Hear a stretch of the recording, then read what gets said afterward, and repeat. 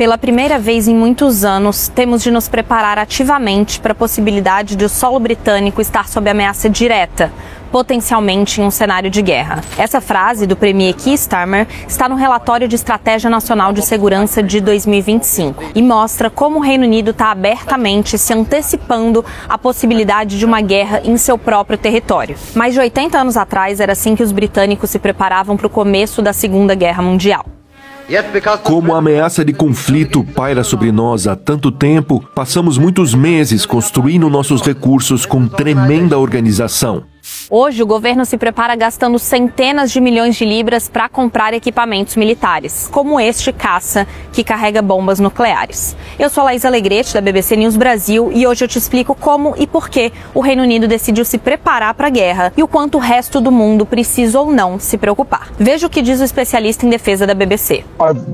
Eu trabalho com isso faz 10 anos, e nos anos recentes a verdade é que o governo está mais preocupado. O relatório oficial de segurança, divulgado em 24 de junho, afirma que são possibilidades reais hoje, abre aspas, uma guerra entre grandes potências globais, uma crise internacional de segurança ou uma situação com múltiplas contingências em diferentes regiões do mundo. Isso incluiria atos hostis de outros países, como assassinatos de adversários políticos que estivessem no Reino Unido, sabotagem ou ataques cibernéticos. E por que essa preocupação cresce justo agora? Bom, talvez você deduza que isso tem a ver com a escalada nos conflitos no Oriente Médio e com o temor de que a guerra da Ucrânia avance para outras fronteiras europeias. Mas o especialista da BBC diz que, na visão do governo britânico, a ameaça é mais ampla. Não devemos focar só em uma área. Essencialmente, China, Irã e Coreia do Norte são vistos como países que tentam desestabilizar a atual ordem mundial e questionar as instituições globais. Mesmo antes que o Irã fosse bombardeado pelos Estados Unidos, em 22 de junho, a Rússia já recebia armas vindas do Irã e da Coreia do Norte. E também recebia apoio técnico da China para a guerra na Ucrânia. Muitos militares britânicos passaram a temer que esses países se unissem em um eixo de revoltas que provocasse conflitos futuros. Então são essas as preocupações, não só o Irã isoladamente, mas também o que está acontecendo na Ucrânia e as ambições da China em Taiwan.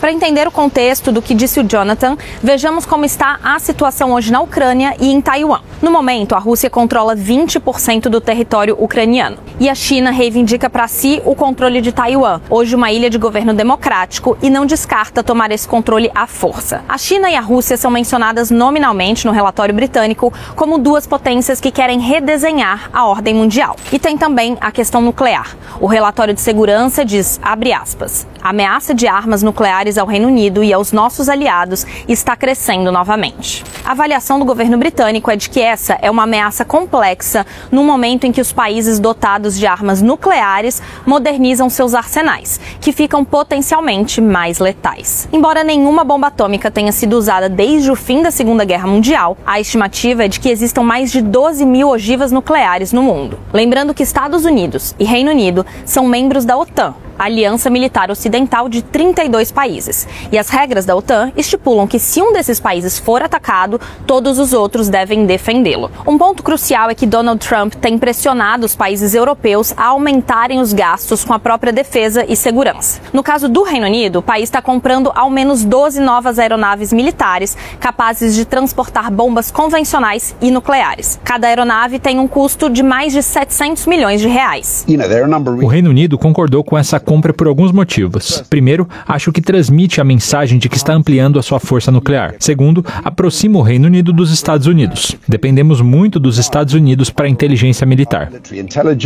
E que tipo de guerra o governo britânico acha que pode acontecer? A aposta é que a tecnologia vai criar vulnerabilidades e mudar a natureza de um eventual conflito. A guerra na Ucrânia já mostrou como drones, por exemplo, transformaram fronte de batalha. Eles servem tanto para espionagem quanto para lançar bombas com cada vez mais precisão. As guerras têm sido combatidas à distância, com drones e inteligência artificial. E essa tecnologia decide qual alvo atingir, sem ajuda humana. Já existem até preparativos para guerras espaciais.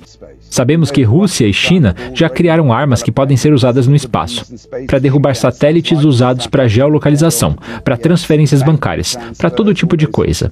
Os Estados Unidos também estão desenvolvendo armas de ataque espacial. E tem outras áreas importantes.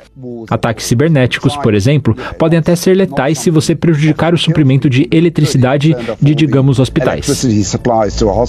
Apesar de ter declarado que é hora de se preparar ativamente para uma guerra, no momento o país sequer tem conseguido recrutar gente suficiente para suprir as necessidades do exército britânico. Aqui, o alistamento é voluntário e não existe clima político para um recrutamento obrigatório. Mas se aumentar o tamanho do exército não é uma possibilidade no momento, o governo diz que vai investir na proteção das fronteiras e da infraestrutura nacional, provavelmente reforçando a segurança das redes de eletricidade, gás e transporte, por exemplo. E também aumentando os gastos com armamentos letais para as Forças Armadas. Essa tendência de investir em defesa nacional está sendo observada em vários países da Europa e do mundo. E se tudo isso deixou você preocupado com uma possível guerra mundial iminente, eis o que o Jonathan Beale tem a dizer.